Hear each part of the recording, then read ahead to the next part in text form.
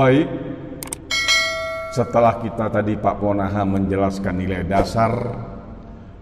dasar merupakan yang hakikat atau yang intinya atau yang fundamennya. Sekarang kita masuk kepada nilai instrumental. Nilai instrumental atau yang biasa kita bilang kalau ada instrumental berarti adalah musik atau seni. Nilai instrumental yang merupakan suatu pedoman yang dapat diukur dan diarahkan. Bila mana nilai instrumental tersebut berkaitan dengan tingkah laku atau perbuatan manusia di dalam kehidupan sehari-hari, maka hal ini merupakan suatu nilai norma. Dan nilai instrumental sendiri juga dapat dikatakan bahwa nilai instrumental itu merupakan suatu eksplisitasi dari nilai-nilai dasar. Sementara itu, kita masuk kepada nilai praksis. Nilai praksis pada hakikatnya merupakan penjabaran lebih lanjut dari nilai-nilai instrumental suatu kehidupan yang nyata adanya oleh karena nilai-nilai dasar dan nilai-nilai instrumental serta nilai-nilai praksis membangun suatu sistem perwujudan yang boleh menyeimbangkan di dalam karakter kehidupan masyarakat. Pengertian etika politik sebagai salah cabang etika, khususnya etika politik termasuk dalam lingkungan filsafat. Sebagaimana kita ketahui bahwa filsafat yang langsung mempertanyakan praksis manusia adalah etika. Etika mempertanyakan tanggung jawab dan kewajiban manusia atau yang biasa kita sering sebutkan hak dan kewajiban. Adalah dalam berbagai bidang etika. Ada juga sebagai bidang etika khusus seperti etika individu, etika sosial, etika keluarga, etika profesi, dan etika pendidikan. Dalam hal ini termasuk etika politik yang berkenaan dengan dimensi politik kehidupan manusia dalam berbangsa dan bernegara. Baik, saya lanjutkan lebih lanjut.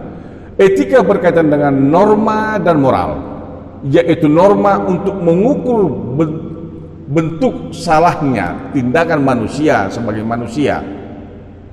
Dengan demikian, etika politik mempertanyakan tanggung jawab dan kewajiban manusia sebagai manusia di dalam suatu masyarakat.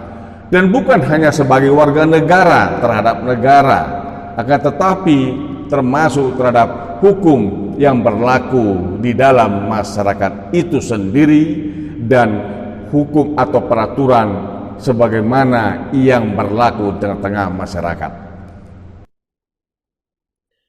Nah, fungsi etika politik dalam masyarakat terbatas pada penyediaan alat-alat teoritis untuk mempertanyakan serta menjelaskan legitimasi politik secara bertanggung jawab. Jadi tidak berdasarkan emosi, prasangka dan a priori, melainkan secara rasional, objektif dan argumentatif.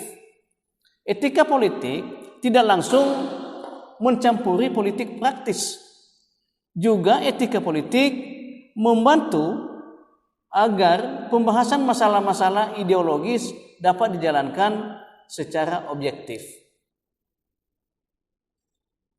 Hukum dan kekuasaan negara merupakan pembahasan utama etika politik. Nah, di mana hukum sebagai lembaga penata masyarakat yang normatif, kekuasaan negara sebagai lembaga penata masyarakat yang efektif sesuai dengan struktur ganda kemampuan manusia atau dengan kata lain makhluk, individu, dan sosial. Jadi etika politik membahas hukum dan kekuasaan. Prinsip-prinsip etika politik yang menjadi titik acuan orientasi moral bagi negara adalah adanya cita-cita the rule of law, partisipasi demokrasi masyarakat, jaminan HAM menurut kekhasan faham kemanusiaan dan struktur kebudayaan masyarakat masing-masing dan keadaan sosial. Baik, ada 5 prinsip dasar etika politik Pancasila. Sekarang kita masuk ke etika politik Pancasilanya. Yang pertama, pluralisme atau kemajemukan. Yang kedua, hak asasi manusia. Yang ketiga, solidaritas bangsa. Yang keempat, demokrasi. Dan kelima, keadilan sosial. Mari kita dalami apa yang dimaksud pluralisme. Pluralisme adalah kesediaan untuk menerima pluralitas. Artinya, untuk hidup dengan positif, damai, toleran, atau normal bersama warga masyarakat yang berbeda-beda pandangan di dalam kehidupan. Antara lain, perbedaan agama, budaya, dan adat. Pluralisme mengimplikasikan pengakuan terhadap kebebasan beragama, kebebasan berpikir, kebebasan mencari informasi, adanya toleransi. Pluralisme memerlukan kematangan kepribadian seseorang dalam sekelompok masyarakat. Yang kedua, hak asasi manusia. Jaminan hak asasi manusia adalah bukti kemanusiaan yang adil dan beradab, sebagaimana yang kita tahu di dalam Pancasila, di 5 sila yang tercantum. Karena hak-hak asasi manusia menyatakan bagaimana manusia wajib diperlakukan dan wajib tidak diperlakukan. Jadi bagaimana manusia harus diperlakukan agar sesuai dengan martabatnya sebagai manusia dan sebagai makhluk Tuhan. Yang pertama, mutlak karena manusia memilikinya, bukan karena pemberian atau pemberian negara atau pemberian masyarakat lainnya, melainkan karena pemberian Sang Pencipta. Atau disebut hak asasi adalah hak yang hakiki yang dibawa lahir oleh manusia di dalam kehidupannya sejak dia lahir dalam bumi ini atau dunia ini.